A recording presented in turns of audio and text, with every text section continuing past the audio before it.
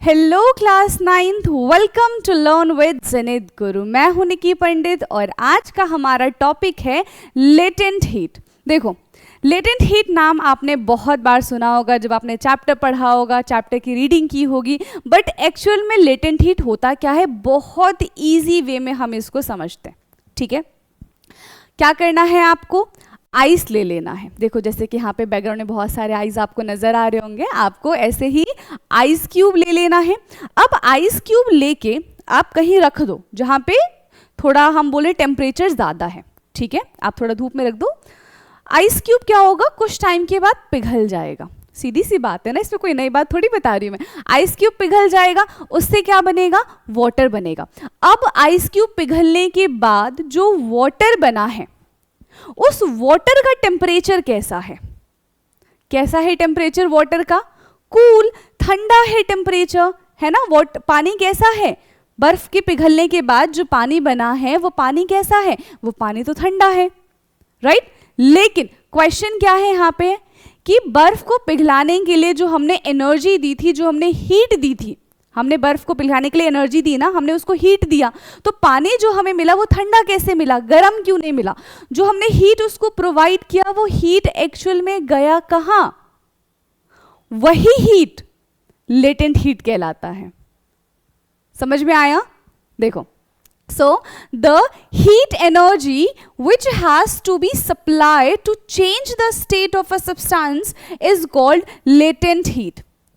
किसी भी मैटर के, ठीक है, किसी भी मैटर के फिजिकल स्टेट को चेंज करने के लिए जो हम हीट देते हैं, जो हम एनर्जी देते हैं, उसको हम कहते हैं latent heat. Clear.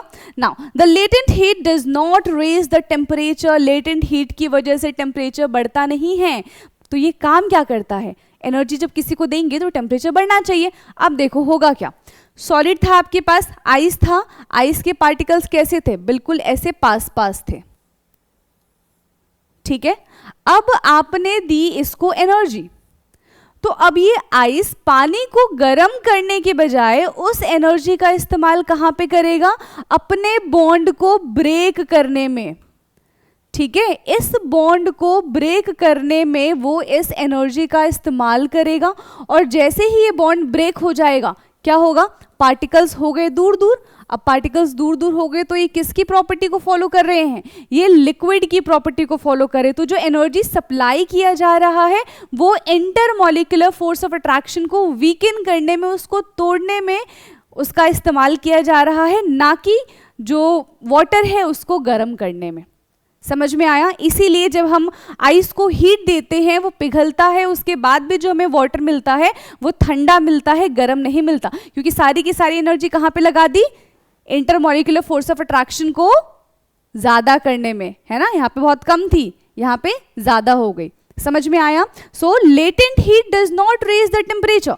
Latent heat की वजह से टेम्परेचर नहीं बढ़ता है, but latent heat has always to be supply to change the state of a substance.